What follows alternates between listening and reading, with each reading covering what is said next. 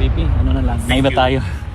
Kasi mensahe na lang po BP sa mga supporters ni Tatay Digong. Kasi itong lugar na to, tinawag na nilang Duterte Park. So araw-araw pupunta sila dito para pagbigay ng moral support kay Tatay Digong. Mensahe na lang BP sa kanila. Oh, well, yes. Usually, napapangalan ang mga parks at mga kalsada pag simba ko lang, patay na ang tao. But I'm happy that even if President Duterte is still alive and well, he already has a park. And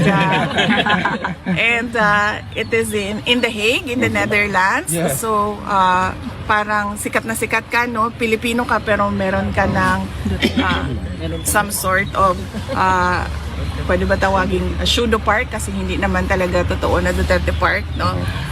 Dito sa the Netherlands.